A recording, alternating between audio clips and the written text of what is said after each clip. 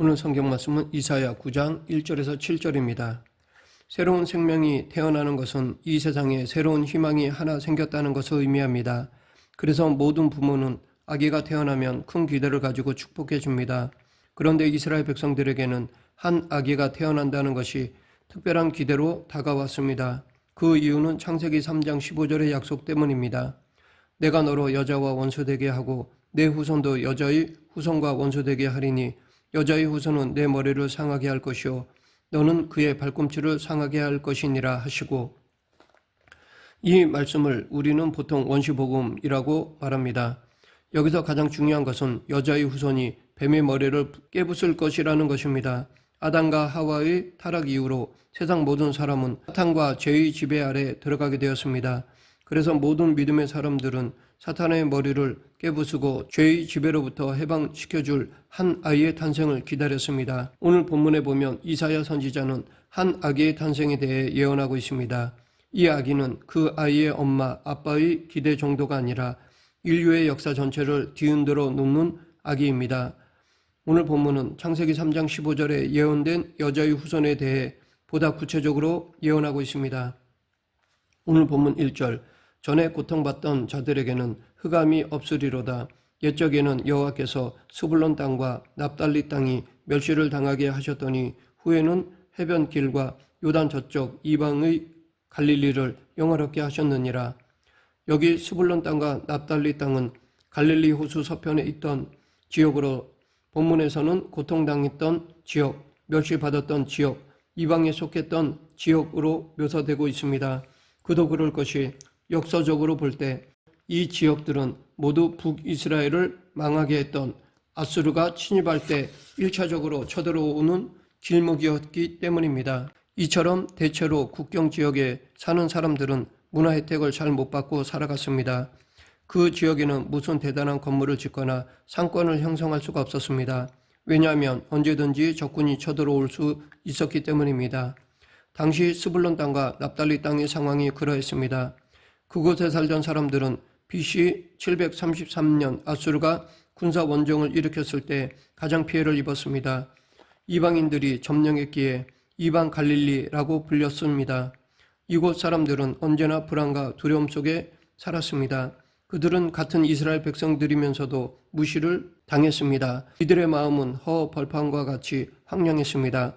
그런데 다윗의 후손으로 오실 메시아는 바로 이 지역부터 회복하십니다.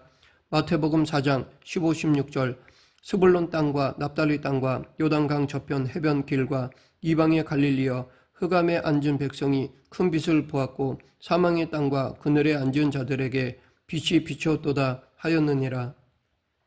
마태는 이사야 9장의 말씀이 바로 예수 그리스도를 통해 이루어진다고 하였습니다. 이처럼 적군의 정복으로 가장 큰 피해를 입었던 곳에 하나님의 구원의 사광이 비치기 시작한 것입니다. 지금도 하나님의 사랑은 버림받은 사람들, 주목받지 못한 곳에 먼저 주어집니다.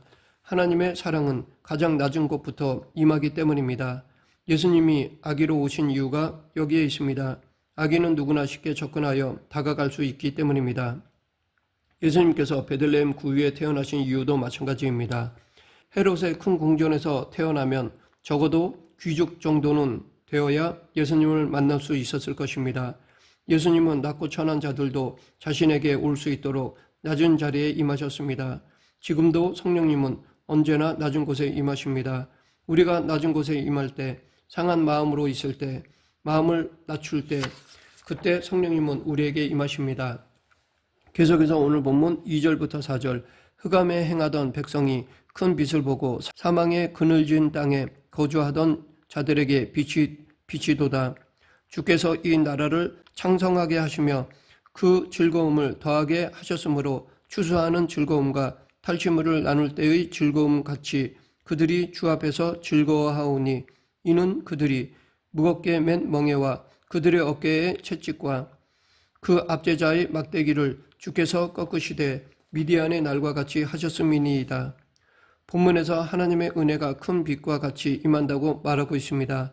어둠의 땅, 버려진 땅에 하나님의 구원의 빛이 임합니다. 그때 그들은 즐거워하게 됩니다. 그 기쁨은 마치 추수 때의 기쁨 혹은 전쟁에서 승리했을 때의 감격과 같습니다. 이것은 인간이 누릴 수 있는 가장 큰 감동을 의미합니다. 4절에서 미디안의 날과 같게 하셨다라는 것은 기드온이 미디안을 물리치고 스불론과 납달리 지역을 구원했기 때문입니다. 그런 온전한 기쁨이 흑암에 거하던 백성들에게 주어진다는 것입니다. 여기 나오는 큰 빛, 즐거움, 적군을 물리치는 상황은 모두 구약 성경에서 다윗의 후손으로 오시는 왕을 묘사할 때 자주 등장하는 주제들입니다. 즉 다윗의 후손으로 오시는 메시아는 이 모든 것을 가져다 주신다는 것입니다. 그분은 바로 종말의 메시아이신 우리 주 예수 그리스도이십니다. 예수님은 이 세상에 임하신 참 빛이셨습니다. 요한복음 1장 9절에서는 예수님을 가리켜 참 빛 곧 세상에 와서 각 사람에게 비추는 빛이 있었나니 라고 하였습니다. 예수님은 우리에게 기쁨과 즐거움을 주시는 분이십니다. 예수님을 그리스도로 만난 사람들은 삭개오처럼 하나같이 크게 즐거워했습니다. 예수님은 영적인 전쟁에서 승리하신 왕이십니다. 예수님은 죄악의 포로가 된 사람들에게 하나님의 자유를 주신 분이십니다. 지금도 진리의 말씀이 우리 마음에 임하면 이러한 변화가 생깁니다. 빛이 우리의 영혼에 비칩니다. 즐거움이 넘쳐납니다.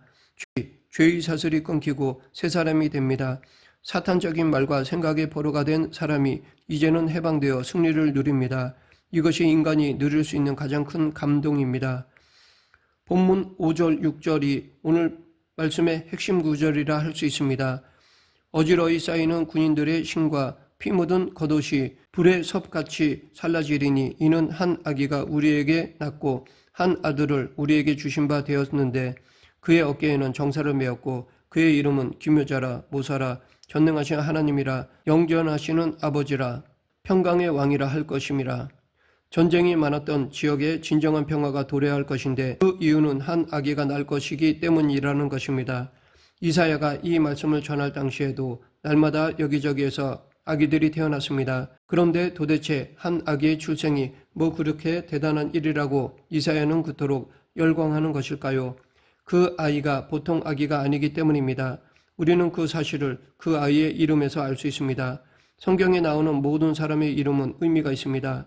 그런데 오늘 본문에 예언된 아기는 하나님께서 친히 주신 이름을 갖고 있습니다. 한글 성경에는 그 이름이 5개처럼 보이지만 히브리어 성경을 보면 4개가 나옵니다. 그것은 기묘한 모사, 용사이신 하나님, 영원의 아버지, 평화의 왕입니다. 아기 이름치고 아주 독특한 이름입니다. 이 이름을 통하여 우리는 메시아가 어떤 분이시며 무엇을 하는 분이신지를 알 수 있습니다. 첫째, 메시아는 기묘한 모사자이십니다. 메시아는 기묘한 것을 생각해내시고 그것을 이루시는 분이십니다. 신약 성경을 보면 얼마나 많은 사람들이 얼마나 다양한 문제를 들고 예수님께 나오는지 알 수 있습니다. 예수님은 그 많은 인생의 문제에 가장 적합한 답을 주셨습니다. 지금도 우리가 예수님께 기도하는 이유 중에 하나가 이것입니다. 예수님만이 우리의 모든 문제에 대해서 온전한 답을 주시고 그것을 이루어 주심을 알고 믿고 기대하기 때문입니다. 둘째, 메시아는 용사이신 하나님이십니다. 사탄의 권세에 묶여있던 사람들을 위해서 그들 대신 싸워주시고 그들에게 자유와 해방을 주시는 분이십니다. 심각한 군대 귀신 들린 자도 예수님께서 싸워주실 때 사탄의 결박이 풀어졌습니다. 지금도 예수님은 그 일을 하십니다. 사탄의 권세는 오직 예수 그리스도의 이름으로만 멸할 수 있습니다. 셋째, 메시아는 영원의 아버지이십니다. 아기에게 아버지라는 이름을 붙이는 것이 좀 어색할지도 모르겠습니다. 여기서 아버지란 나이가 많다고 해서 또는 자식을 낳았다고 해서 붙여진 이름이 아닙니다. 구약 성경을 보면 우주의 창조자이자 운행자를 아버지라고 불렀습니다. 오늘 이 이야기가 영원의 아버지라고 불리는 이유는 장차 오실 메시아야말로 영원의 근원이 되신다는 것입니다. 실제로 예수님께 나온 사람들은 모두 다 영생, 즉 영원하고 영화로운 생명을 얻었습니다. 넷째, 메시아는 평화의 왕이라는 이름을 가집니다. 예수님께서 태어나실 때 천군 천사들이 지극히 높은 곳에서는 하나님께 영광이요 땅에서는 하나님이 기뻐하신 사람들 중에 평화로다 라고 노래하였습니다. 예수님께서 출생하실 당시에는 로마의 평화, 즉 팍스 로마나의 시대였습니다. 그 시대는 아우구스투스 황제 때부터 마르쿠스 아울렐리우스 황제 때까지 지중해 세계가 비교적 안정을 누렸던 시기를 말합니다. 하지만 로마의 평화는 무력과 폭력으로 얻은 일시적인 평화였습니다.